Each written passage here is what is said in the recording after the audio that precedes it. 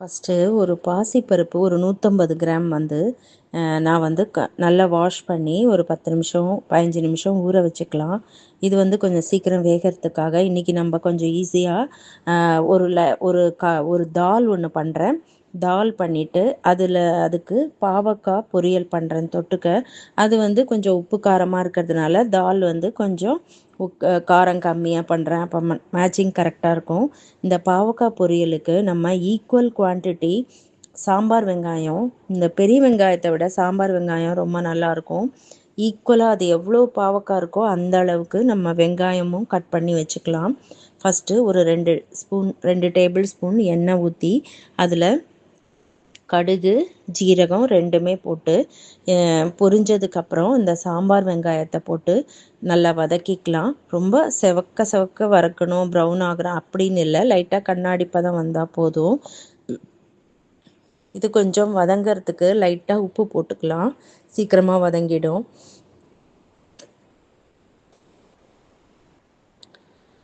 காய் வந்து காரமாக பண்ணும்போது குழம்பு வந்து காரம் குறைவாக பண்ணுறது தான் மேட்சிங் வந்து யூஸ்வலாக நம்ம கரெக்டாக இருக்கும். இது எல்லாருக்கும் தெரிஞ்சது.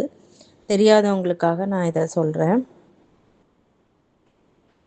இப்போது அதுலேயே கொஞ்சம் மஞ்சள் பொடி, கொஞ்சம் ஒரு 2 ஸ்பூன் வரமிளகாய் பொடி, இது ரெண்டுமே நான் வீட்டில் தான் ப்ரிப்பேர் பண்ணுவேன். யூஸ்வலாக மஞ்சள் பொடி வந்து நான் மிஷினில் கொடுத்துருவேன். விரலி மஞ்சள் வாங்கி தட்டி அதை மிஷினில் கொடுத்துருவேன். அது நிறையவே அரைச்சி வச்சுப்பேன்.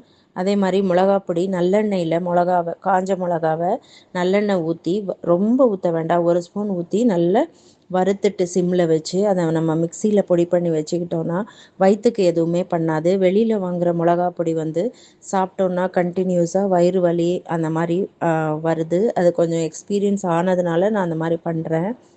இப்போ வந்து நம்ம இந்த பாவக்காவை நல்லா பிரட்டி விட்டுக்கலாம். ஏன்னா அடியில் வந்து மசாலா அப்படியே டக்குன்னு பிடிச்சிக்கும், தீஞ்சிடும். அதுக்காக பிரட்டி விட்டுக்கலாம். பிரட்டி விட்டுட்டு கொஞ்சமாக வந்து இது வேகிறதுக்கு தண்ணி ஊற்றிக்கலாம். பாவக்காய் நல்லா வெந்தது தான் நல்லா ரெண்டும் சேர்ந்து அந்த வெங்காயமும் அதுவும் சேர்ந்து நல்லாயிருக்கும். ஒரு 2 தடவை இந்த பாவக்காவை நம்ம திருப்பி விட்டு, சப்போஸ் தண்ணி போடலைன்னா இன்னும் கொஞ்சம் கூட தண்ணி ஊற்றி நல்லா வேக வச்சுக்கலாம். ஏன்னா எவ்வளோக்கு எவ்வளோ நம்ம வந்து வேக வைக்கிறோமோ அது வந்து கொஞ்சம் நல்லா சாஃப்டாக சாப்பிட்றதுக்கு நல்லாயிருக்கும். தயிர் சாதத்துக்கு ரொம்ப நல்லாயிருக்கும் இந்த பாவக்காய். இப்போது தால் வந்து நம்ம அடுப்பில் வச்சுட்டு வேக வச்சுக்கலாம். இது வந்து குக்கரில் வச்சா ரொம்ப குழன்னு ஆகிடும். பாசிப்பருப்பு உங்களுக்கே தெரியும், அதனால தனியாக வேக வச்சுக்கிறது நல்லாயிருக்கும். கொஞ்சம் மஞ்சள் பொடி, 1 ஸ்பூன் நல்லெண்ணெய், கொஞ்சமாக பெருங்காயம் போட்டு இதை நல்லா வேக வச்சுக்கலாம். வேக வச்சுட்டு நம்ம என்ன பண்ணணுன்னா, இதை வந்து மேலே அந்த நுரை வரும்.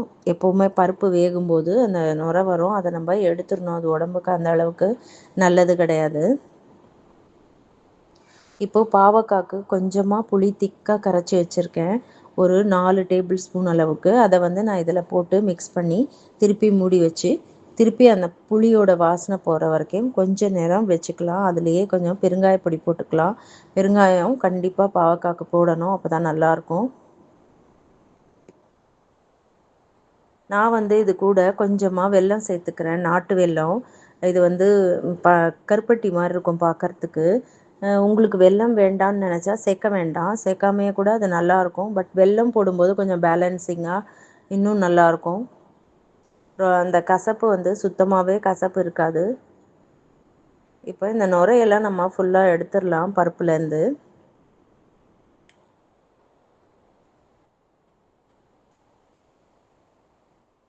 எடுத்துட்டு ஒரு 3/4 ஒரு 80% வேகட்டும். அதுக்கப்புறம் நம்ம அதில் எல்லாமே போட்டுக்கலாம். அதுக்குள்ளே நம்ம பருப்புக்கு என்னெல்லாம் தாளித்து கொட்டணுமோ அதை ரெடி பண்ணிக்கலாம். இது வந்து ஆனியன் கார்லிக் இல்லாத ஒரு தால்.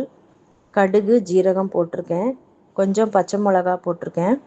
அதுக்கப்புறம் ஒரு 2 தக்காளி, அதையும் அதில் போட்டு நல்லா வதக்கிக்கலாம். தக்காளி கூட கொஞ்சம் உப்பு போட்டோன்னா சீக்கிரமாக குழஞ்சிடும். இதையும் நல்லா வதக்கி விட்டுக்கலாம். பருப்பு ஒரு 3/4 பதம் வெந்திருக்கு. இன்னும் கொஞ்சம் தண்ணி சேர்த்து, ஏன்னா அடி பிடிச்சிடக்கூடாது, அதனால் வெந்நீர் சேர்க்குறேன்.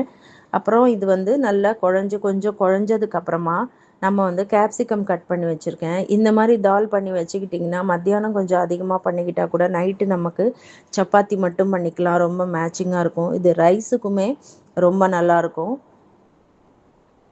உங்களுக்கு பிடிச்சா கொஞ்சம் ரைஸில் நெய் போட்டு இந்த தால் போட்டு சாப்பிட்லாம்.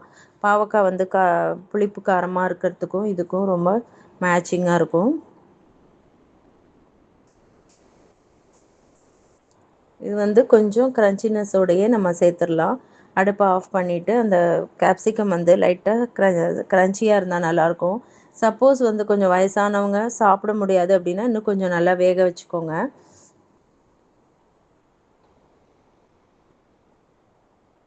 இப்போ இது நல்லா சேர்ந்தாப்புல கொஞ்சம் நேரம் கொதிக்கட்டும். கொதித்ததுக்கப்புறம் எவ்வளோ கொத்தமல்லி நிறையா போட்டால் தாலுக்கு எப்போவுமே கொத்தமல்லி நல்லா சூட்டாகும். நீங்கள் இன்னும் கொஞ்சம் நிறையவே போடலாம்.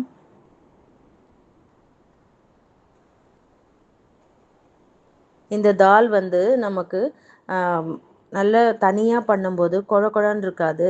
இந்த பாசிப்பருப்பு முக்கால்வாசி விரும்ப மாட்டாங்க. ஏன்னா அது வந்து குக்கரில் வச்சு நம்ம குழச்சி பண்ணிட்டோன்னா அது நல்லா இருக்காது. இதுதான் எங்கள் வீட்டு சமையல் ஃப்ரெண்ட்ஸ்.